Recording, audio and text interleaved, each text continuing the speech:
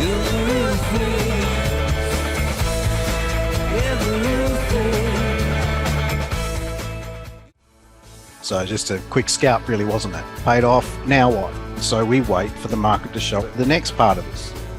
Out, kept going, wait for a meaningful entry, beautiful opportunity to enter, boom, looking to get out, front run the monthly VWAP. So right at the moment, the market just happens to be moving in sympathy with whatever story I created.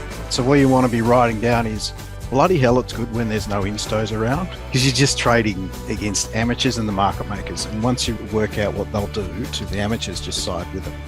Ooh, I'm missing out on that. Too bad. I also missed out on some of this. And so to me now, it's so obvious that the market's gone up, so I'm not doing anything now for a bit. So check out how we're just sticking along that EMA. What a grind, really changed behavior. So this is just something you get long in, and look for a common sense exit point. So for me, it's up around this area, depending on, like, let's say we get a surge, then I can look closer to the 73.21 area. But if we keep getting these bunch of failures, I'm going to be more inclined to just front run the open, just having to monitor this. But what we are seeing is sellers just coming in. I think the selling is, remember, it's going to be day traders, and I think it's because it's no longer going up or it's slowing down. Now, it doesn't mean that we can't have one of these, like test a prior low and then rip up. In fact, this might be it now. Plenty of two-sided trading there. There's a little bit of business there, though. It's not like it was completely rejected. So here's this little behavior that was a possibility, but we can gauge the strength of it based on how much it does come off. So the good news is, I just sat there not knowing what was going to happen. Was there going to be a pull of liquidity and we get that run down, which can go anywhere and then quickly get bought up? Or is it going to be held up? And I can't say that it's held up by buying, because it's not. It's just that no one's really aggressively sold into the bid. But at this stage, the market maker's not cracking on in an effort to get some selling in. Okay, why aren't they doing it? Well, I look at this and I go, well, there's actually plenty there.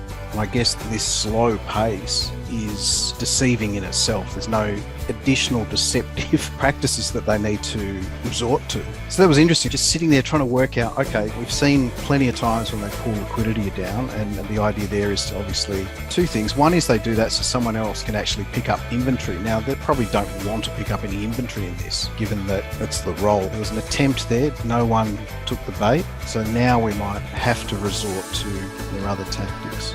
So let's see if this is shot number 2. How different is that? We know what it normally looks like when it starts to roll down like that. Not this time. If anything, I'm going to add, as crazy as that sounds. But what I'm taking from the tape is that there's enough selling that no one is going to push the market down in an effort to pick up inventory because of where we are in the roll, and there's no need to sort of sucker punch a bunch of sellers by pushing it down because of this grinding nature of the move. There's enough inventory that is already offside, so hence why I added.